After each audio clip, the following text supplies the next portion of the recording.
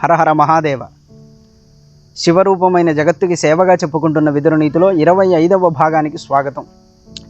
మనిషికి చదువు వల్ల, డబ్బు వల్ల, చుట్టూ 10 మంది చేరడం వల్ల ఒక పొగరు అనేది కలుగుతుంది. ఈ పొగరు వల్ల తరచూ పతనాన్ని పొందుతూ ఉంటాడు మనిషి అన్నవాడు. ఇది మనిషికే కాదు, దేవతలకైనా కూడా ఇలాంటి గుణం ఉంటే పతనం పొందుతారంటాడు. అక్కడ ఒక మాట అంటాడు, మదాహ పానమదాదరహ అంటాడు. అంటే తాగడం వల్ల మత్తెక్కిందనుకోండి, ఈరోజు ఒక్కరోజే వాడలా ఉంటాడు. కాసింత వాడికి మత్తెక్కడానికి కొంచెం గ్యాప్ అనేది ఉంటుంది, వెసులుబాటు ఉంటుంది ఆలోచించుకోవడానికి.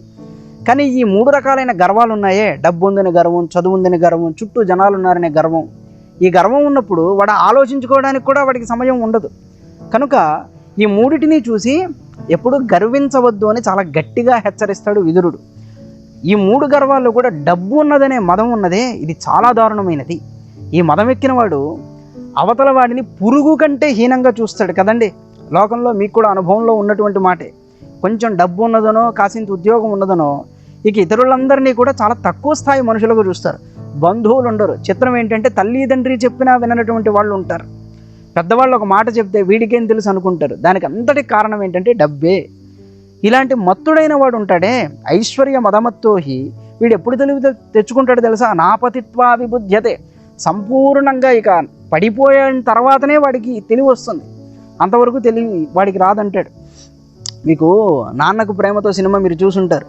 చిట్ట చివరిలో జగపతి బాబు గారి పాత్ర ఒకటి ఉంటుంది. నువ్వు ఇంత డబ్బును పోగొట్టుకున్నావని ఎన్టీఆర్ గారు చెప్తే ఆయన అంటాడు, నాకు కొంచెం ఉన్నదయా, డబ్బు ఉంది, ఈ డబ్బు పోతే పోయింది, నాకు లెక్క కాదంటాడు.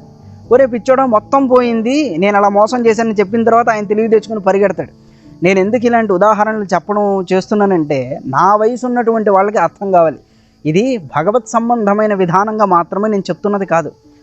భాగవతం చెప్పేటప్పుడు సర్వజన రంజకంగా, భక్తి లీలాభరితంగా చెప్పేటువంటి విధానాలు వేరు. ఆ సందర్భంలో మీరు సంప్రదాయమైన దుస్తుల్ని వాటిని నా నుంచే ఆశించవచ్చు. కానీ ప్రత్యేకంగా ఇది నేను చెప్పేది నా వయసు ఉన్నవాళ్ళు, సమాజంలో ఇబ్బందులు పడుతున్న వాళ్ళు, వాళ్ళకి తెలియాలి. అందుకోసం నేను లౌకికమైనటువంటి ఉదాహరణలతో చెప్తున్నాను. అందుకే డబ్బు ఉన్నవాడు ఎలా అంటే నాపతిత్వా విబుధ్యతే, దానివల్ల గర్వాన్ని పొందితే పడిపోయే వరకు వాడు తెలివి తెచ్చుకోలేడన్నారు. మరి ఏం చేయాలి అంటే ముందు నుంచే సంస్కారవంతంగా ఉండడం నేర్చుకోవాలి తప్ప దీనికి మరొక దారి లేదు. సరే, లోకంలో ఉన్న ఉదాహరణలన్నీ అంటే మీకు తెలిసినవే. పురాణాలలో దేవేంద్రుడు అంతటి వాడు కూడా దీనివల్ల ఇబ్బంది పడ్డాడు. అలాంటి గాథ ఒకటి ఉన్నది తెలుసా అండి? దేవేంద్రుడి సభలో ఆయన దర్జాగా కూర్చుని ఉన్నాడు, మరుద్గణాలు సేవిస్తున్నాయి. వాడువు, వరుణుడు, కుబేరుడు, అగ్ని, యముడు మొదలైన దిక్పాలకులందరూ కూడా చక్కగా ఆయన్ని పరివేష్టించి ఉండగా, అప్సరోగణాలన్నీ నాట్యం చేస్తూ ఉండగా శచీదేవితో ఆనందంగా ఉన్నాడు దేవేంద్రుడు. ఆ సమయంలో బ్రహ్మతేజస్వి, తన ఆలోచనలతో అసురుల్ని ఓడగొట్టేటువంటి వాడు, దేవతలకి రాజ్యాన్నిచ్చి కాపాడేవాడు, మహానుభావుడైన బృహస్పతి, బ్రహ్మతేజో విరాజితుడు ఎదురేగి దేవేంద్రుడి ముందు నిలబడ్డాడు. దాన్ని చూసి కూడా దేవేంద్రుడు సభలోకి గురువు వచ్చాడు కదా అని లేవకుండా చూడనట్టుగా నటించాడట. డబ్బున్న వాడితో చిక్కుంటుంది తెలుసా అండి?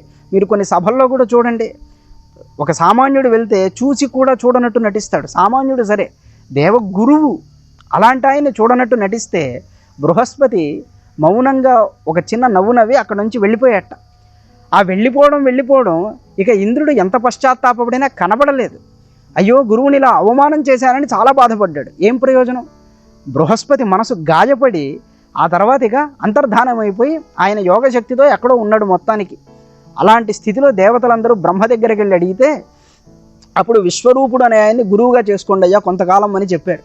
ఈ విశ్వరూపుడి యొక్క తల్లి రాక్షస జాతికి చెందినటువంటి స్త్రీ కనుక ఈయనకి రాక్షసుల మీద కూడా మమకారం.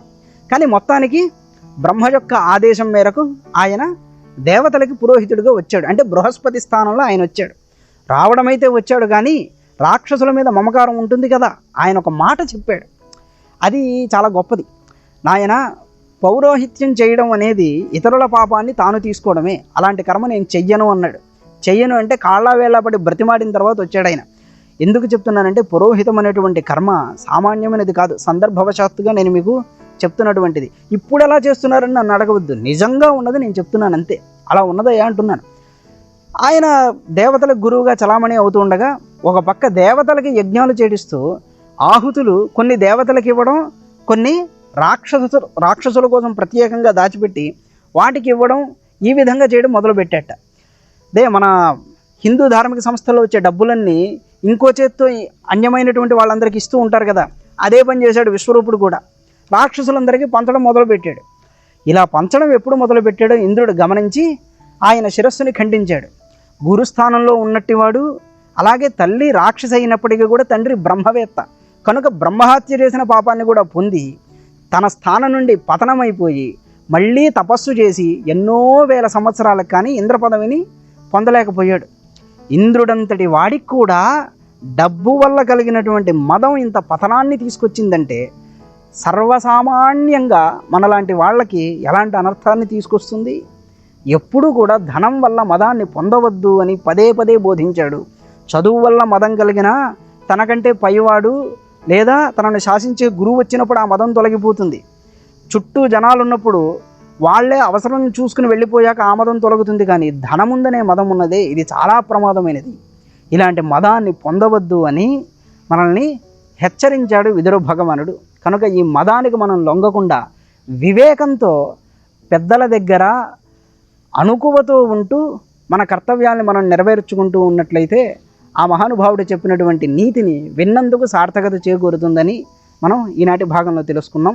మరో భాగంలో ఇంకో విషయాన్ని తెలుసుకుందాం. నమస్కారం.